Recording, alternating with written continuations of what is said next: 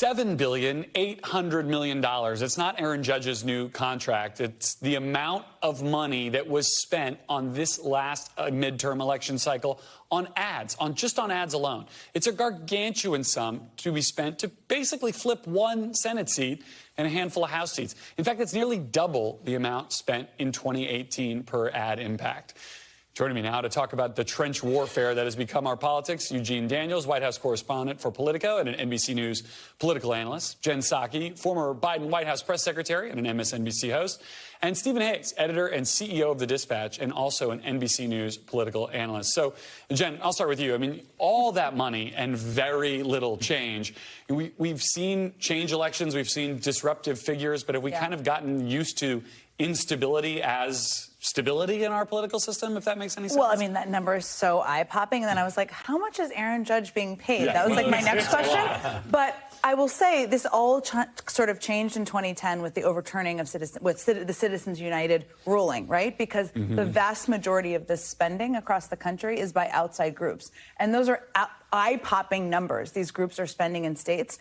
The challenge is that nothing is going to change because both sides are going to want to have the same rules. Right. So it's going to be a continued race to raise more money, to spend more money, including in states like Georgia. And one of the things that I've talked to both Republicans and Democrats about, when you talk about Citizens United, they are both looking at the landscape as like, this actually wasn't good, even Republicans. I was talking to one a couple of weeks ago, and they said it has allowed, in his words, the crazies to take over the Republican Party because it defangs the parties, right? It defangs the actual party apparatus. And so it's not just bad kind of because we're spending $7 billion in a year, but also because the parties have less control over who is able to rise to the top. We're going to talk about this state legislature case here in a little bit, the Supreme Court case, but the combination of gerrymandering in the maps and Citizens United, are we, I guess, Stephen, are we locked into very narrow majorities in both chambers for good? Are there swingable movement left in the system as we have it right now? I think there is, but it will require us breaking out of the stasis of this primary system that we're seeing. And one of the other things, and I think it's the under-discussed aspect of Citizens United and the aftermath, is the change from big dollar donors to small dollar donors. Particularly true in the Republican Party, where I think it's distorted the debate, because you have all of these candidates, national candidates sometimes in House races, Senate races, trying to raise money in $5, $10, $15 increments. We probably would have thought that was a good thing if people had told us this at the outset. Instead, what it means is the most sort of hysterical, red meat, crazy appeals to people to raise that money. And it's distorted the debate. And yet Raphael Warnock, a likable candidate, had no problem raising gobs of money from small dollar donors. Herschel Walker, who has to lean on the bigger dollar donors, struggles here. If likability is lesson one, what's lesson two for kind of candidate selection and how you put together a Senate race like that we saw from Georgia last night? I mean, I think the good news is competence and running on an actual platform and policies. And, there are good debates to be had between what different people in different parties believe in, about education or economic reform or things like that. Raphael Warnock ran on an agenda. He ran a lot on the Biden agenda. Herschel Walker ran on, I don't know. I mean, he ran on werewolves, he ran on extremism, and that is a lesson too. You need to be running on a platform of something. Stephen, if the writing wasn't on the wall about Donald Trump's effect on the Republican Party, particularly even just on this issue of recruitment, it has to be now. I mean, you heard the list of horribles of everything that has gone on in the first 22 days of his campaign.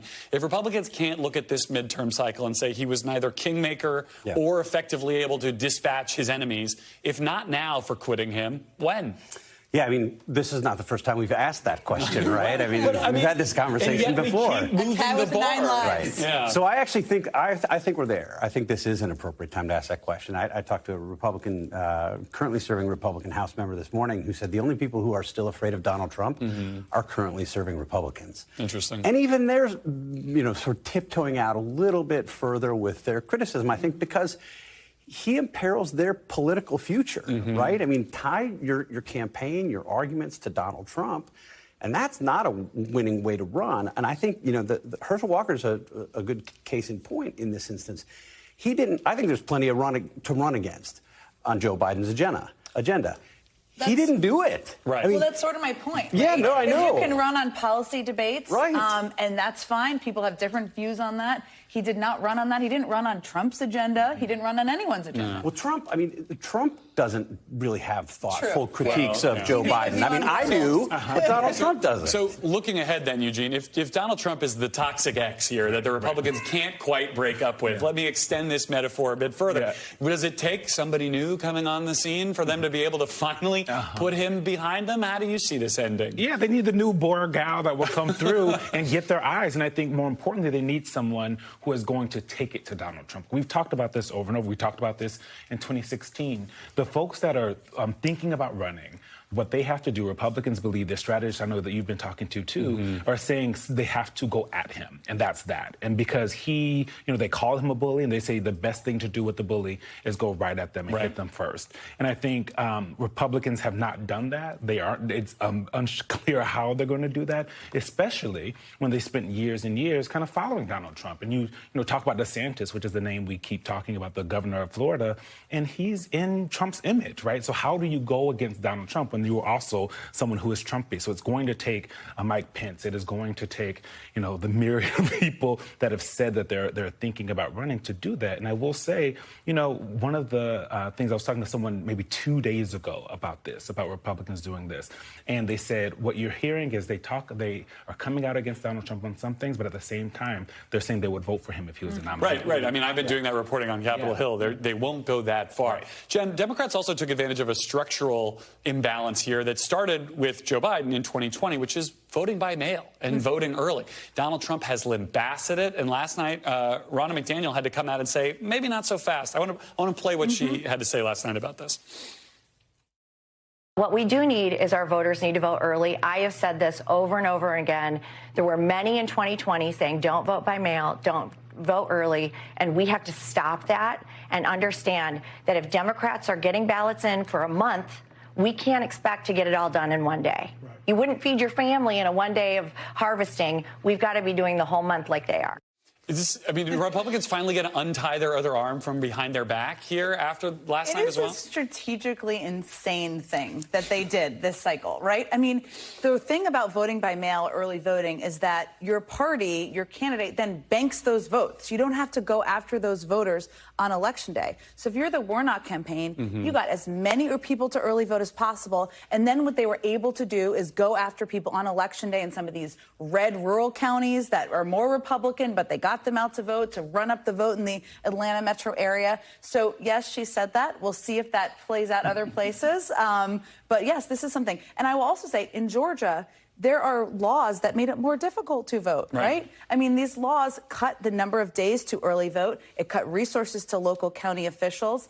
So despite that, the Democrats still turn people out. But, yes, they're disadvantaging themselves for sure. So a moment ago, we just missed it, but Mitt Romney was at the Sticks describing Donald Trump as the kiss of death for the Republican Party. The colorful metaphors continue. Eugene, there's also some star-making that has happened in Georgia in this last cycle. Talk to me about Raphael Warnock's political future in the Democratic Party. Yeah, I mean, one of the things we've talked about a lot is how Herschel Walker was a bad candidate, that he didn't have an agenda, all of these things. But it also is possible, and I think very true, that Raphael Warnock has run good campaigns. The man has run for this seat 4 times and been voted in this 4 times for 2 years. And I think he is someone who Democrats are talking about as a future Democratic presidential nominee, a vice presidential nominee, if that is the case. And I think, he is a preacher, and that is something that, Democrats have kind of ceded religion for a very long time to Republicans. And he's someone who can pull some of those folks back, because when I was on the road,